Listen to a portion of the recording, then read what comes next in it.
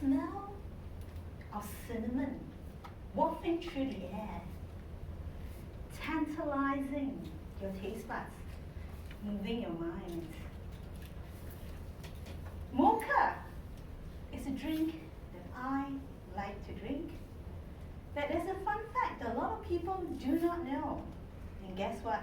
It has to do with one of the senses. Can anyone guess? Anyone? Smell? Thank you. Someone mentioned smell. And did you know that I can't really smell? So in my 40 plus years of my life, I can hardly smell. Probably about 5% of the time, I pick up a smell. And that was when I smelled mocha coffee with cinnamon on top.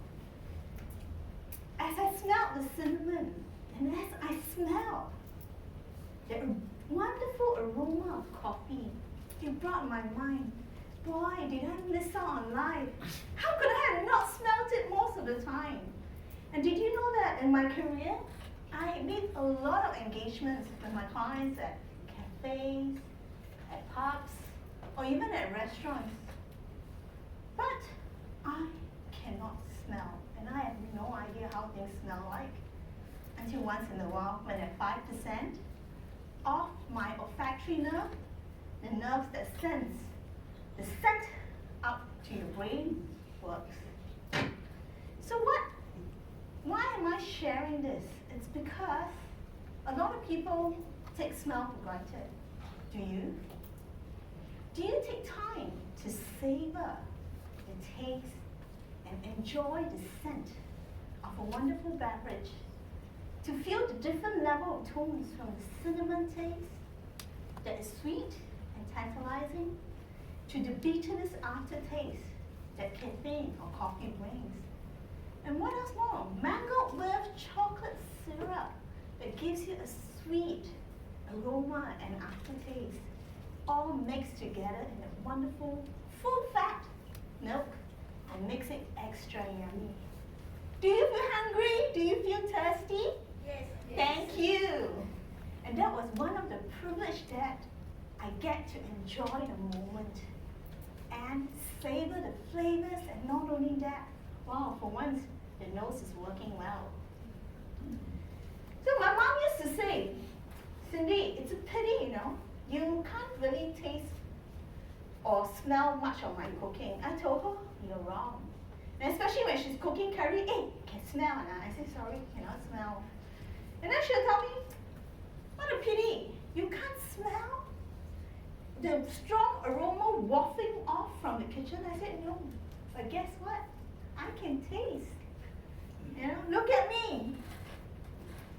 I am who I am, well endowed in many ways, but not only that, I flaunt my figure because I enjoy my food, because I can taste it well, despite not being able to smell. So what are the different things that makes me excited? Once in a while I smell, but most important of all, I get to eat and then be my size that I like to be. So that's one of the memories that I have in savoring the moments.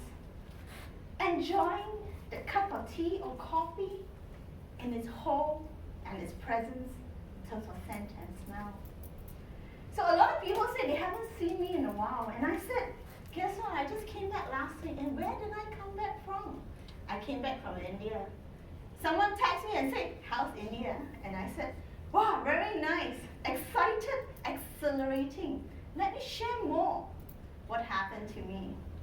When I signed up for the tour, I didn't know that I was in for an adventure. They said it's a sightseeing tour.